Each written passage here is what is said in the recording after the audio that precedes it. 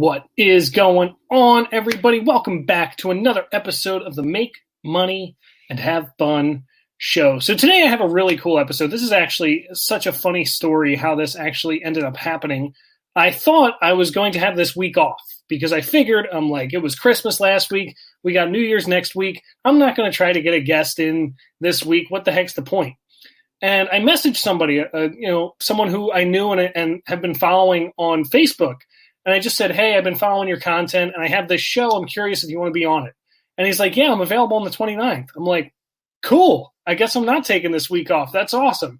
And so you're going to hear all kinds of stuff about him. But I want to remind everybody real quick that there's a lot of cool things that happen with this show. Right now, we're going live on Facebook and on my YouTube channel as well. And if you're with us, you can actually comment right in the comments, and we can bring your comment right up on screen. So if you have a question for myself or today's guest, you can ask your question live, and we'll answer it for you live during the show.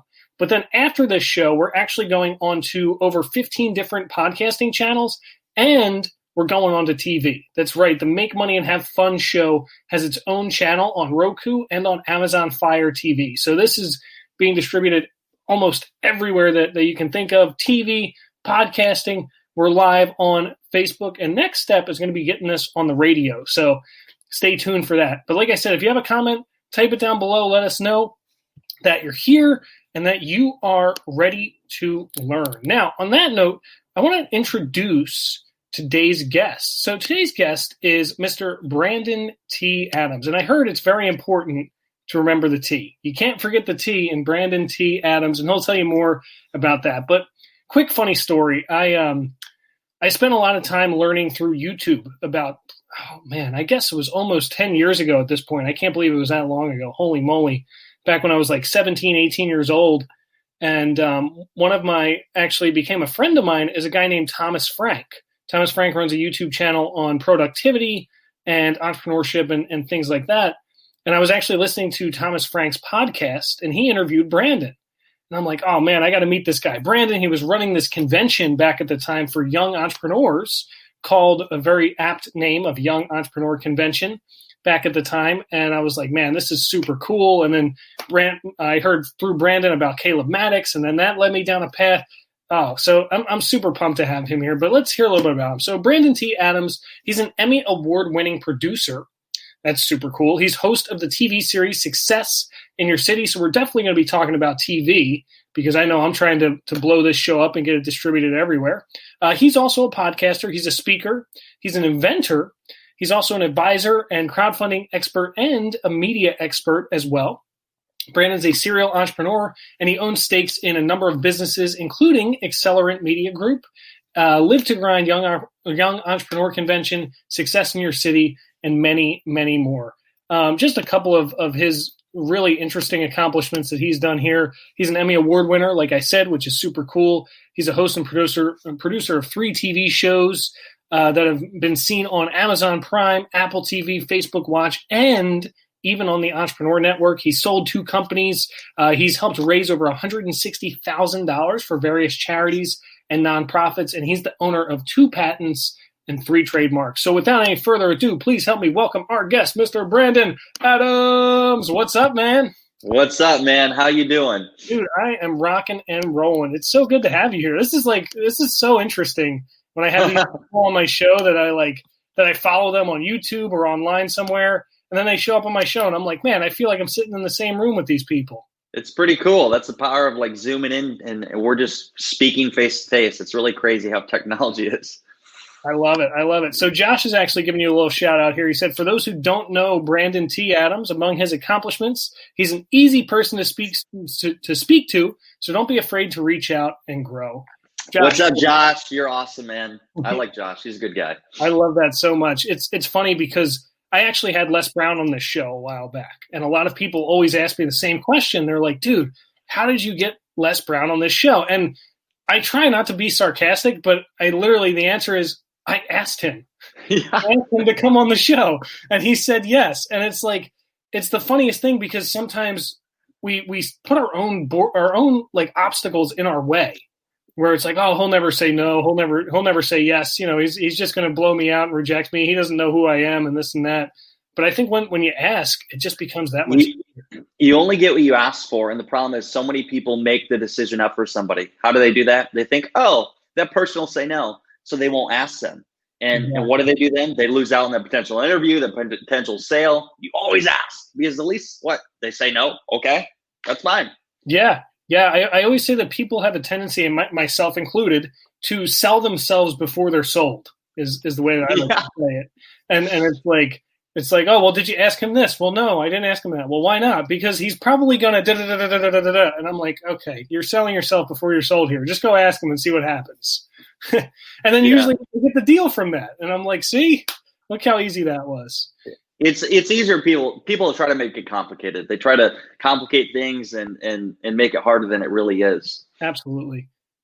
So, Brandon, I got to start you off. I ask the same question to every guest that I bring on here as the first opening question.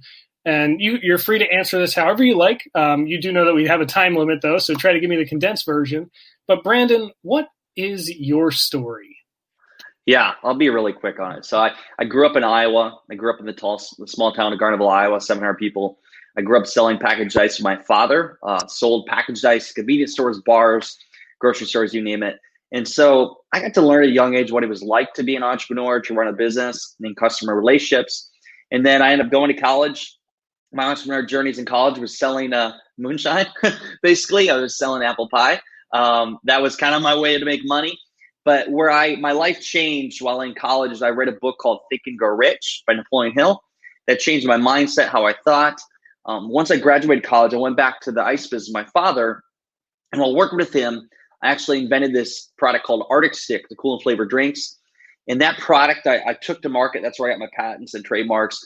And so while doing that, it led me to crowdfunding, raising money through Kickstarter and Indiegogo. I started becoming the expert in crowdfunding, and I was called the king of crowdfunding. I helped a couple influential people raise money through crowdfunding.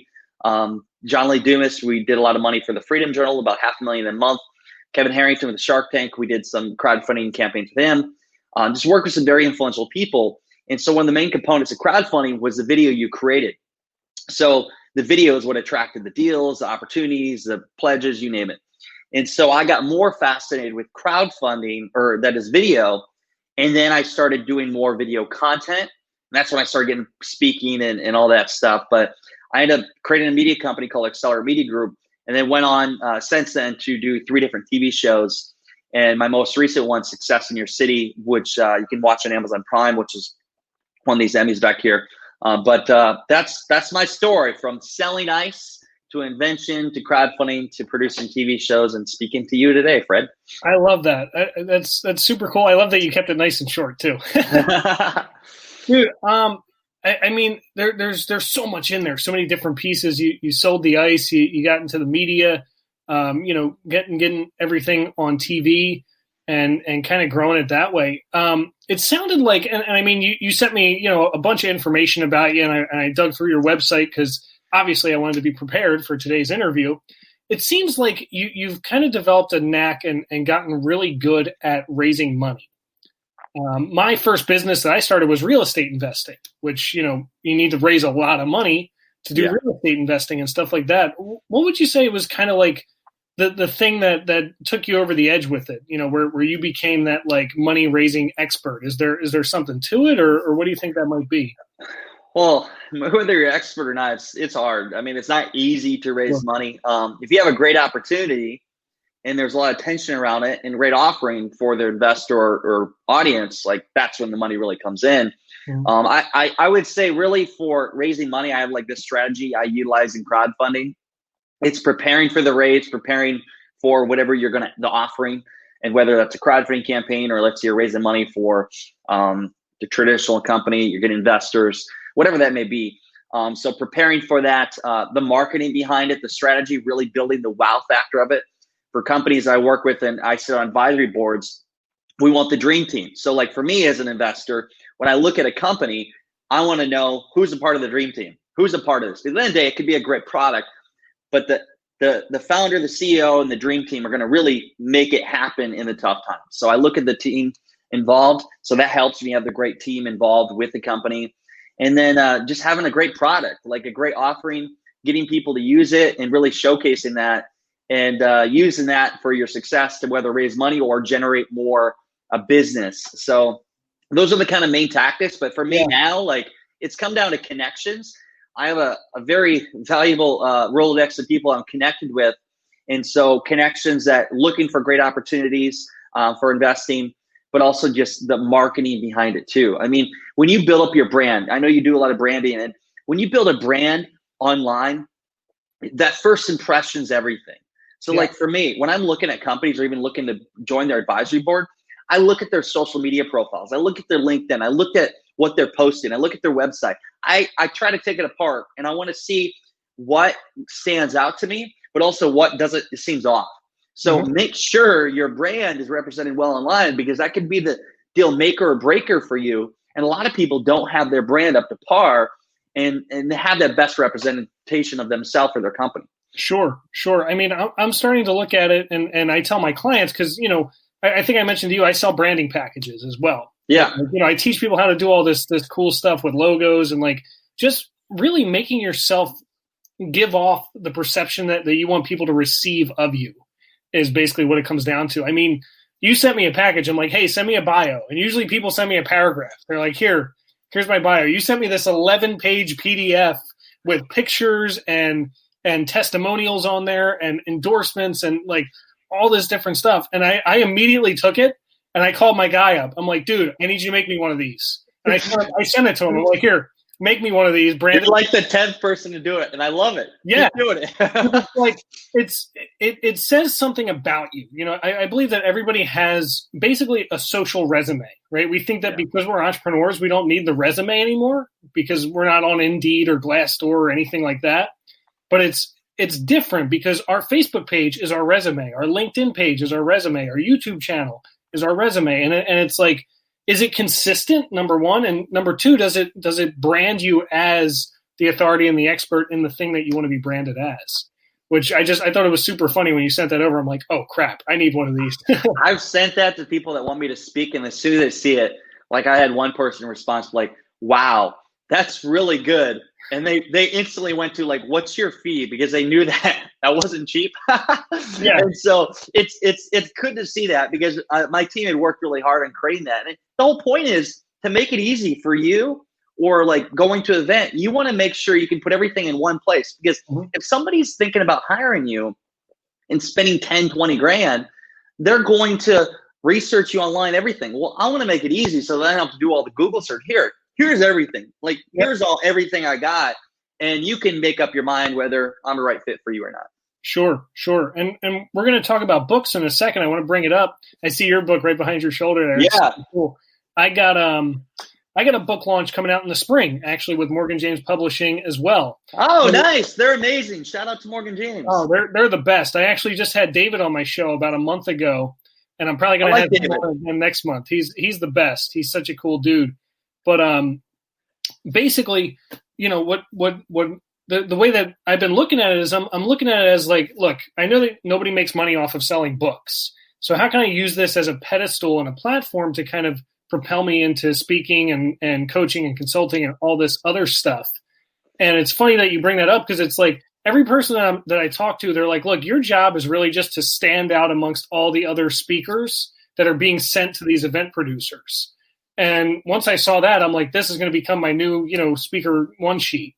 Like, this is going to become my new, you know, whole package. I'm like, here, I'll be this guy that sends you not a speaker one sheet, but here's a speaker 10-pager. Like, have fun. You know, try to forget who I was in your long list of people that you went through on that day. Yeah. So it makes perfect sense. What you're saying is that, like, if you can stand out amongst all your competition, it just makes it that much easier to land the gigs and that kind of stuff. You're always being watched, analyzed, and you have to stand out in every way you can. And so for me, I look at how can I stand out every way? And so, like, let's say getting a speaking event, a book does help. Having a book definitely helps for you getting events. Like, I've seen it from negotiations. Like, it's a deal maker, breaker. Sure. A book, I think video content, your brand online. I mean, the ultimate branding move I did was doing TV shows, because that is like a huge thing. It's a sexy thing. And then also, like the little things that you do to really get that great first impression. And so people see, and they see you take things seriously, and it's not, you're just doing a side thing. Right. Exactly. So let's talk about your book. So you wrote a book. It was you and your wife or fiance at the time that wrote it. Tell me about that. Yeah. So we filmed the show Success in Your City in 2018. Mm-hmm. And so the show came first. So what we did is we went on this mission to find the true meaning of success. We traveled around the country. We ended up selling everything that year, sold my house, so-called businesses, sold everything really we owned. And we were on the mission to figure out what success meant from people in different cities. And so we learned about success. We learned what success wasn't, what it was, what our inversions were. They changed along the way. But we filmed this TV series on it. And we had so many obstacles, from ups and downs and almost going bankrupt to winning, like everything. And even that year won Emmy Awards, but like everything happened. And so after that happened, I'm like, we got to share this in a book. So what we did is we created the book, The Road to Success, How to Achieve Success in Business, Life, and Love, to share what happened behind the scenes while creating this show. So you can go watch the show, and then you can go read the book and hear the full story and everything that happened behind the scenes. And so we share that. We share people's stories that we had on the show about their version of success, and then just tips along the way. And it's raw and real. I think the biggest takeaway of the book that people have been saying to us is we love the authenticity and real. And it really, our goal was to show people what it really takes to be so-called successful. And let's say you're going after a big goal. And we shared the losses. I mean, people don't always talk about the failures and obstacles. The show almost bankrupted us. The show put us in times we had no money. The show put us in situations we're going through very tough times with business relationships or whatever else while we're doing this. So behind the scenes, it was a shit show. But in front and center, it was like, oh, you guys are successful. You got a show. Everything's figured out. It wasn't. So we want to share that with you so you really see what it takes to be successful in your business, in your life, and even in your relationship. That's so cool. I love that. I love that because it brings me back to, I'm a big Tony Robbins fan. I'm sure you are as well. Yeah. It brings me back to the thing that he always says, which is like you get praised in public for the things you did in private for so many years, in a sense. And it's like, I look around like right now, I'm at my girlfriend's house. Normally, I got a green screen behind me. I'm all branded out. I got my logo on there, all this stuff. Yeah. Then I got a double monitor computer at my house. I'm sitting here on my laptop, I'm making it work, essentially, because like I said, I thought I was going to have this week off. Yeah. But because of Brendan Tibbs, you're not off this week. Exactly. And dude, I'm super excited that I'm not, which is the coolest part. Because I was kind of bummed. I'm like, oh man, I'm going to take 2 weeks off from the show. People are going to forget about it. Then I'm going to have to bring the consistency and the momentum back up. Yeah. It's already built, And it was like, last week I did a Christmas special with a friend of mine, Sean Ziem. And I branded it all to Christmas. I had a Christmas background. I was drinking eggnog during the show. Nice. I reached out to you this week, and I'm expecting you to be like, yeah, I'm booked up till March. And you're like, no, let's do it next week. I'm like, yes. Hey, I'm always willing to fill the gaps. Like, if I got some time, let's make it happen. I love doing these shows and talking to people like yourself, especially since you've been following me since the what is it, Frank's show? Thomas Remind me his name again? Thomas Frank. Yeah, I haven't seen in a while. But a lot of people still became that followed me from that show. And that was 5 years ago. Dude, it was so weird. When I sent you the message, I was like, shit. I think I was 19 when I listened to that show. Yeah. That was back. I was a karate instructor at that time. That's super cool. Yeah, right out of high school, I started teaching martial arts. And I read what the hell was it? I read The Total Money Makeover. It was the first book that I ever read that hit me like a ton of bricks. And I was like, whoa. My life's about to change here. Yeah. And I'm like, I don't know why. I don't know where it's going. I don't know what's happening. But I started just following these people, and I was listening to Thomas Frank online, and I literally just I think I just took out my phone, scrolled to an episode, and clicked, and it happened to be your episode. And I was listening, and I'm like, this is so cool. Young Entrepreneur Convention. Here I am, 20 years old, trying to become an entrepreneur.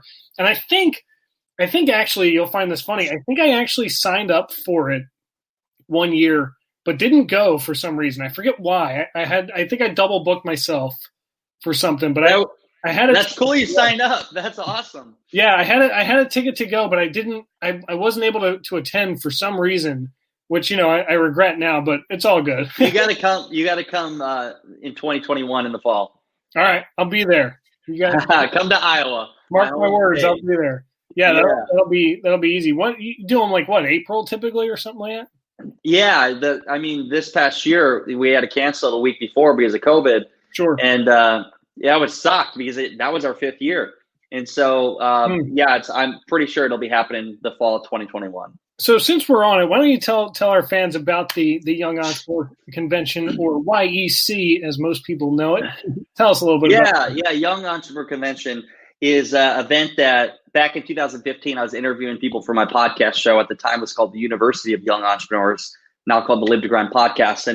And so I was interviewing so many people. I had my audience, and people are wondering, I found there's a need for an event for young entrepreneurs to bring people together. And so what I did, I was living in Des Moines, Iowa at the time. I went to some past podcast guests and friends, and I said, hey, let's create this event. So we co-created this movement and this event called Young Entrepreneur Convention. And so our first event we actually crowdfunded for the initial funding for it in 2015. 2016, we had the event. It became one of Iowa's largest entrepreneur events. We had over 500 people there. We have the largest one-day elevator pitch competition in the country, where we give away cash prizes and everything. People pitch on stage. It's so cool. And so that was created, and it was just an idea I had one day, and then a team of us created it. And it's, again, that was in 2015 when we first started doing it. So it's a great event in Iowa. I suggest you all check. You can go to yeconvention.com. But that's where really my career started, is because I got so many connections. Our first year, we had Kevin Harrington from Shark Tank there, Jeff Hoffman from Priceline. We had John Lee Dumas, Entrepreneurs on Fire. We had a large, great lineup. Ken Shamrock, the most dangerous man in the world. We had a pretty cool lineup. And so I kept a relationship with all these speakers. And now Jeff and Kevin are executive producers of our TV show. Kevin is a business partner. We work together in multiple companies. So I built a relationship with these people, and now we do business together. So that's one thing I've done with my events is, obviously, as a guy put on the event and I'm seeing it, I have we're getting them from the airport. We have people picking them up. We get an intimate connection with them. So that's really one big component of how I built my brand and relationships over the years. And I'm forever grateful for those beginning years of Young Entrepreneur Convention. Absolutely. Yeah. Relationships are huge. I started working with a coach this year, and he's like, dude, forget blowing up your list and getting 50,000 people to know who you are. He's like, just circle the same people that are already in your group. And I'm like, that's freaking genius. Why didn't I do that? And I think that a lot of people miss that because they look at influencers, or they look at, people on social media or Instagram or whatever, and they're like, oh my God, they have 1 million followers. Of course they make a sale when they promote, X, Y, and Z product or whatever. Mm-hmm. But it's also if you have, 5,000 friends on Facebook or 2,000 subscribers on YouTube, how well are you utilizing that group that you already have? Because that's, a saleable item right there, essentially. Those are people. It is. I mean, so many people are focused on having millions of followers, and nothing wrong with that, but it's having the right followers. So I always do every year. I have a book, and I go and I pick 10 people that I really am close to or do business with, and who are the 10 people I'm going to be with this year that I'm going to add value to, do business with, make money with. And those 10 people are the core of my business and my people I go to, my mastermind. So I think we all should have our 10 people that we go to for advice and guidance and make money with. And you're always going to have other connections, but those 10 people, and then looking at a business standpoint, you only need, if you're doing business at a high level, you only need 100 great clients to build a very substantial business. So again, you don't need millions of followers, and you can build your followers over time, but have the right followers. People are actually going to work with you, collaborate with you, get the right audience. Yeah, I always think about too, when looking at products. So I'm a high ticket coach, and it's if you're looking at how do I make $1 million? It's if I sell 10 people a $100,000 product, I only needed 10 sales. But if you have a $10 product, now it's a lot different. Now it's I need 100,000 sales or whatever that math is to make the same thing, to make the same $1 million.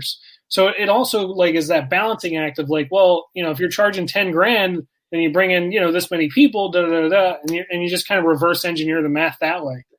Yeah, that's something. What you did is most people don't do. Think about what's your actual potential. I was actually just talking to my mastermind group on this. I'm thinking we're setting goals for 2021. And it was thinking about, okay, what is your potential? Let's say you're selling a $10,000 speaking gig. How many gigs can you actually do in a year? What's your potential based on what you got to do to get them gigs?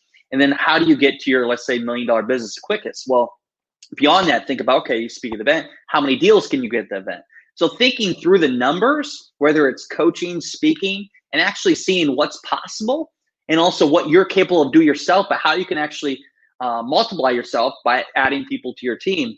And so a lot of people, I don't even think, have that conversation with themselves. So that's why they probably never hit that 7-figure or that larger business, because they're not thinking through the numbers and what it actually takes, and they're actually valuing their time the amount they should.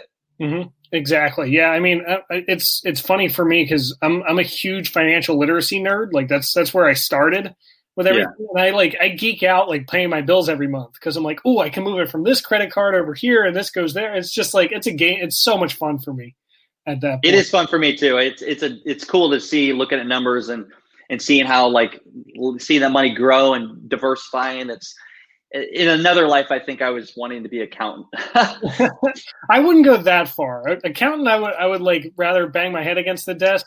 But for me, it's like when I figure out where I can like play that shell game with my money, where it's like, oh, I moved this money here and then they never saw it go there, so I put it back here, and then like it's technically the same money that's paying for this that paid for that, and just like that whole runaround is what I like. No, I agree. And to clarify, accountant for my own businesses. I wouldn't want to do it for other people.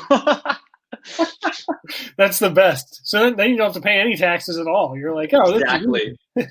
Oh, it's funny. I love it. So I want to talk to you about movie making. So I've been in and out of theater in high school.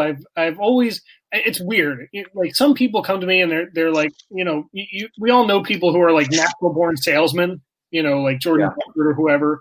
I've always felt like I was a natural born speaker. I'm just good at it. Like I told you in the beginning, I don't ever script these shows. I don't have any idea where it's going.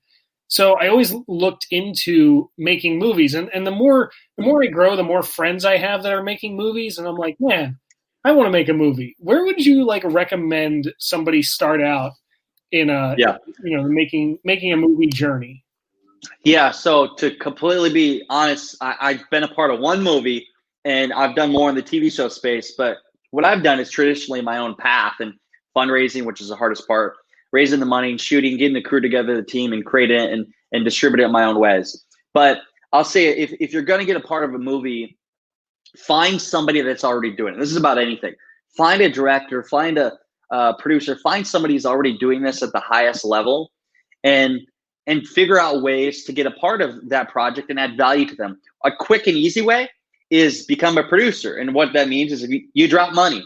You're a producer, you put money into the film, and you can learn the process. You can learn through how they're doing the scenes, the shoots. And so one movie that I was a part of was called Think and Grow Rich: Legacy, which is based on the book Think and Grow Rich by Napoleon Hill. Mm-hmm. And so where my expertise came in is they came to me looking to raise money, and we did a crowdfunding campaign. So that campaign raised about $370,000, which that time was the largest crowdfunding campaign in history for a docudrama on Indiegogo. So did that. And so because I was a part of that, I also started flying out and going to when they filmed for different scenes. So I went to Virginia, I went to LA, I went to all these different places where they were filming. And so I got to see that process. But also I was a part of the marketing. Like we filled out a theater in LA. We sold out a 750 person theater in LA through the marketing campaigns we did.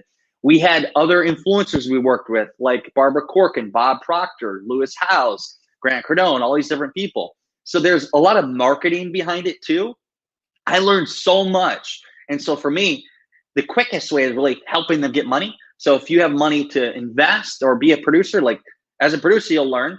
And then you can learn from the experts who've been doing this for a while. Their full thing is directing and producing these shows. And then you can think about how you could do your own shows. So by doing that process for the Think and Grow Rich movie, I was actually doing the process of Think and Grow Rich movie, but also doing a TV show at the same time. I learned so much, which helped me once I got to Success in Your City, have so much more knowledge to produce that show, which eventually won Emmy Awards. But that was my process. It was a lot of time, a lot of effort, a lot of spending money. I dedicated my life to it. And I'm so glad I did, because I learned so much, and I'm still learning. Like there's a lot of people out there know a lot more than me. But so long story short, produce a movie, put some money in, and then learn from the best person out there and see how you can get involved with them and follow them around. I love that. It's so simple that it's hard. Yeah. But yeah, I mean, I actually was part of a movie that a friend of mine is making this year. So it's funny that you mentioned that. I don't know if you know Ken MacArthur at all, but Ken used to be one of the biggest event producers in the area. And I mean, this was like before. What are you, 30 now? I'll be 31 Thursday. All right, there you go. So happy early birthday, by the way. Thank you. So Ken was putting on a whole bunch of events about impact. His whole thing is impact, and he recently made the Impact Factor movie, which is in its final stages of production at this point. But I got to kind of see him work through all of this, and he did it on a shoestring budget, which is even cooler. I don't want to give too much away because he's going to be on the show very soon talking about the movie. But yeah, I totally get that. It's like, yeah, get in there, see what it takes. What about? I want to talk about distribution. Is it hard to get in front of like Netflix and all those kinds of things, or is that kind of easier than people think? It's really hard. I still haven't figured it all out. If you read the book, you'll see that I flew to Netflix without a meeting, showed up to their office. I had sent them packages before, showed up and said, "Hey, I'm here to see so-and-so." It didn't work well. Long story short, they just escorted me out. And I didn't get my meeting with Netflix, but I learned so much. I actually documented the journey, and on social media, a lot of people saw it, which led to me getting 2 different people that wanted to represent me. A couple of them which did, and it never really worked out, but I got representation from it. But what I ended up doing, I learned that here's one thing. If you're creating a show, and let's say you want a distribution deal with somebody, ideally you're going to create a sizzle, you're going to create a pitch pack, you're going to take it to them, and let's say Netflix, they'll give you X amount of money to go film, but they're going to work with you and cater the show based on how they want it. And so it's not going to be all your control. Anytime you take money, there's going to be a change in how it's controlled. Sure. So for the route that I went always for my shows was fund them with my own money or find ways to get people involved to help fund it. And so create shows exactly how I wanted. So I had 100% control on it. Mm-hmm. And so that's what we did. And we were trying to get the Netflix deal and all these different TV shows. Like, we're trying to get these different deals. Eventually, we got to the point where I had done a show that went through Amazon before. And I said, okay, this is the route we're going to go. And really, we really market a lot ourselves. So we did the Amazon Prime route, which I'm very grateful for. It's a great platform. And so that's the route we went. And I'm still talking to potential distribution right now with other companies and outlets. But for me, for an entrepreneur, getting our show out there through that platform, it's allowed us to, selling our book, selling advisory, selling like a lot of products around it, but it's built our brand and awareness at a high level. So I'm very grateful. But long story short, it is very, very difficult to get distribution. Usually you need a showrunner or a name that's already done it before and has a connection with these companies. And if you do that, just know it's going to cost money. It's going to cost equity in your company, and all these things you got to give up. Mm-hmm. That makes sense. It almost sounds to me like self-publishing versus publishing with a publishing house for a book, in a sense. That's in a sense that's what it kind of is. Because it's like self-publishing, you can do it very cheaply and keep all of the creativity yourself. But then in the publishing house, it's going to cost you a little bit, but you'll also lose some of the freedom of creation at that point. That's true. But the one thing we did that we didn't do cheaply is we probably put $500,000 on the show. Right. So we did, like, some people that's why, like, and I had to do getting the sponsors and stuff versus a company like, hey, they just do it for you. So to say I haven't cracked the whole distribution in terms of, hey, Netflix, give me $10 million and we go create this. Haven't cracked that yet. Not saying I won't, but my own ways work pretty well. Sure. And that's where the crowdfunding came. My first TV show was a guy came to me, Greg Roulette, and he said, hey, if you help me crowdfund season 1 of this show, I'll make you my co-host. And I said, done. And so basically I helped him raise the money, and then I became his co-host, and then we became partners for the show. So I used my knowledge, my specialized knowledge, to add value to become a part of the show. So that fundraising side of thing has really done well for me over the years to, like, help other companies. Obviously, everybody's looking to raise money, right? Yeah, absolutely. I want to ask you a funny question. Did you ever think that this is what your life would look like at 30 years old? Never. Honestly, I thought I was going to sell ice for the rest of my life. When I was a kid, I always drew a picture of an ice truck with my dad, going to business with my father. Even like when I was 21, I thought I always do ice. Then once I got to about 24, I realized ice was going to be forever for me. And I sold the business at 28. But I never thought I'd ever produce TV shows, let alone win an Emmy Award or even write a book. Like, I got a D in English. Like, these are all things that weren't even from a small town. The mindset is you don't even know that's possible for you. Right. But what really got me in the mindset of knowing it was possible was, for one, reading the book Think and Grow Rich, but also being around other people that had that mindset. And so when I'm around these people that are doing things at such a high level, it opens up your vision of what you see and like what is possible for you. Mm-hmm. And so that was the biggest thing that changed my life. And once I did that, then I started dreaming bigger and bigger. And exactly. So no, I have never imagined that in a million years. Exactly. It's funny that you say that, because it's almost like the more people you bring into your circle and you see them doing big things, you're like, wait, if they could do it, I can do it. That's how I ended up writing my first book. I went to a jiu-jitsu seminar back when I was a karate instructor. And after the seminar, the instructor goes, oh, by the way, I wrote these 2 books. If anybody wants them, they're $10 each. And my jaw just dropped to the floor. I'm like, no freaking way. You're going to write a book and I'm not. And I just had like that like competitive edge in me. That's awesome. About 9 months later, I wrote my first book. Good for you. So it's, it's funny that you bring that up, that it's like, oh, I can't win an Emmy Award. Wait a minute. I have a guy on my show who won 2 Emmy Awards. Brandon, why don't you tell us about that? What's it take to win an Emmy Award? Is it the same? I'm curious. Is it the same process as like hitting the Wall Street Journal or the New York Times with a book, where it just comes down to numbers, or is there something else to it?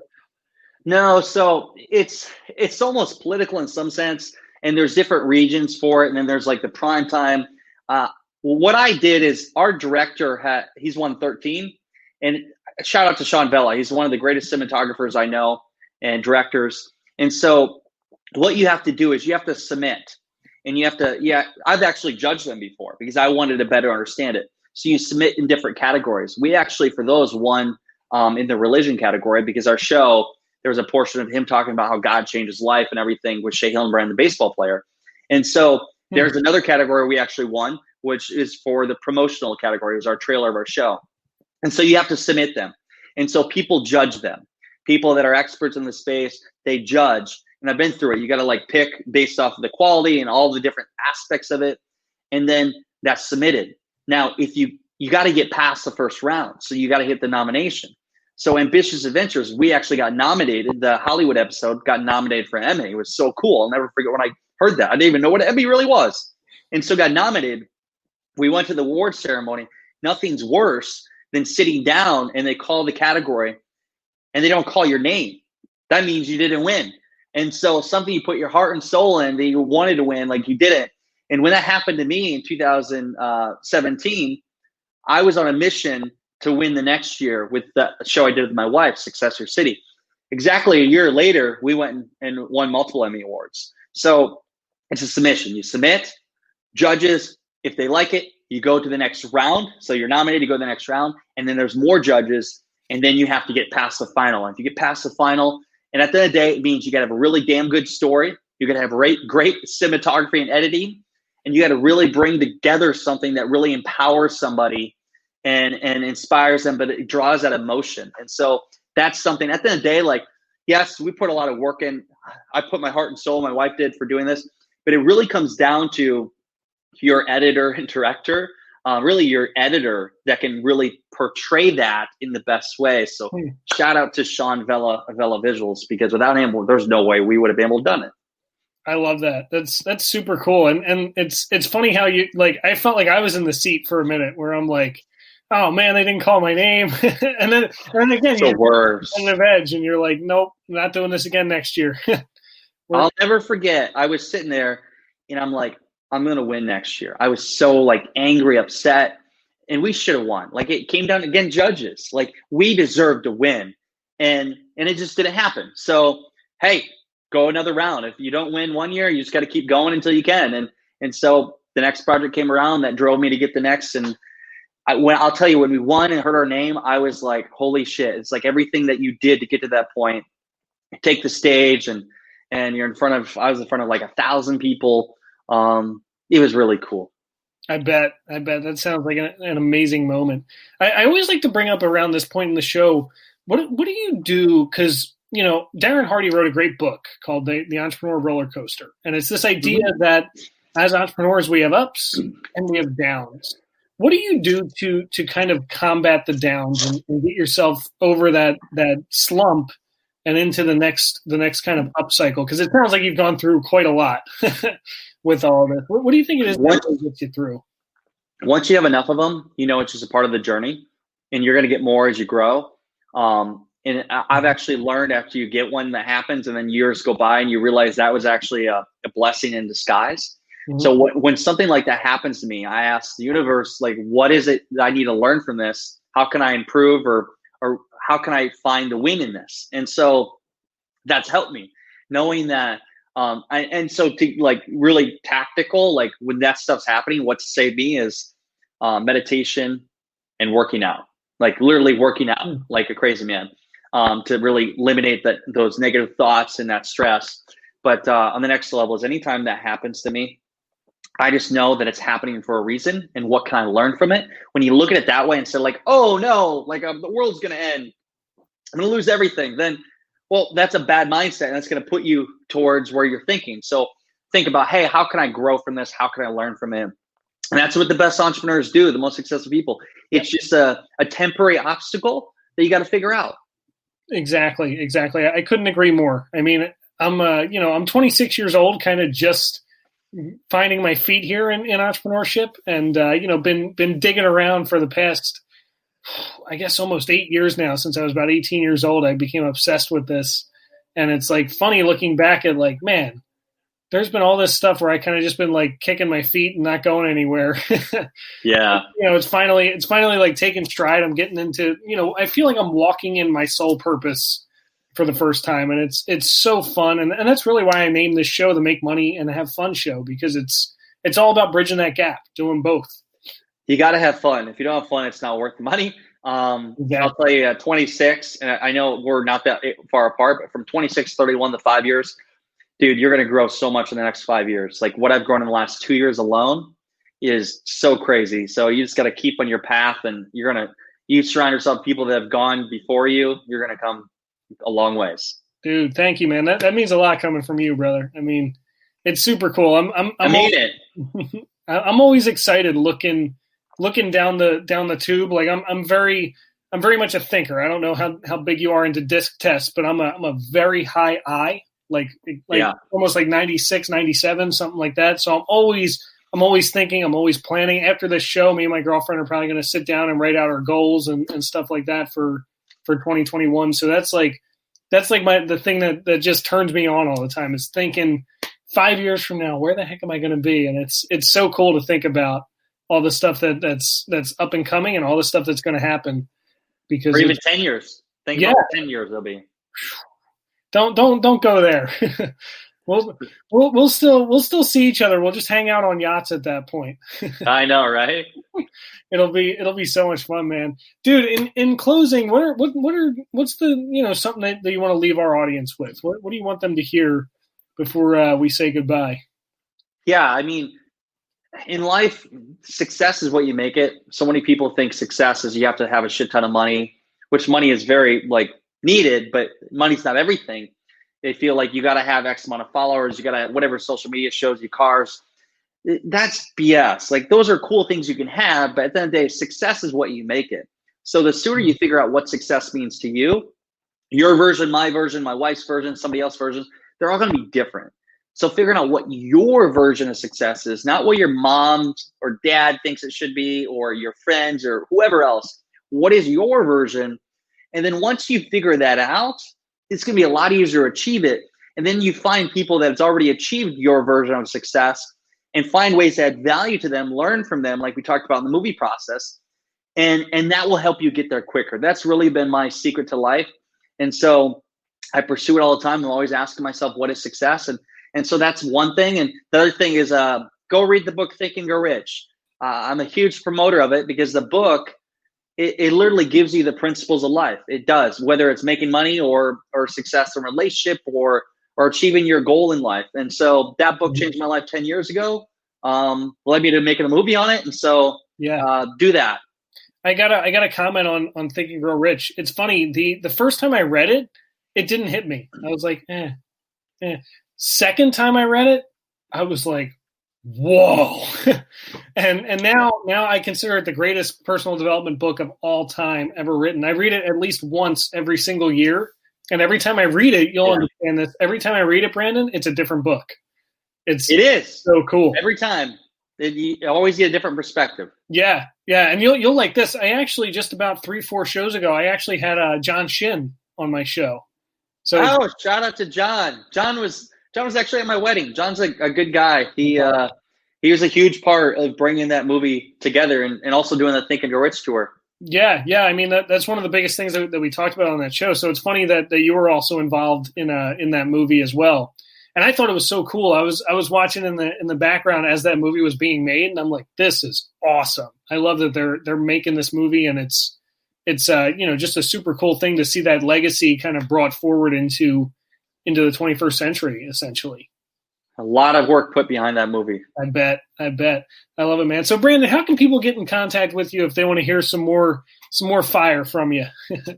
Yeah, I'm on social media at Brandon T. Adams everywhere. So I like Instagram, Facebook. I'm on LinkedIn, you name it.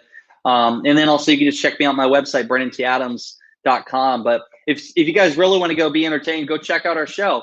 It's Success in Your City. It's on Amazon Prime. Go check out the first 3 episodes. We've got 2 more coming out soon. But go check it out, and I'm curious. Let me know what you think of it. Yeah, I know what I'm watching tonight. That's for sure. Yes, go watch it. You and your girlfriend will love it. I bet.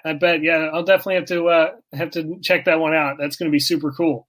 By the way, is it very important for people to remember the T in Brandon T. Adams?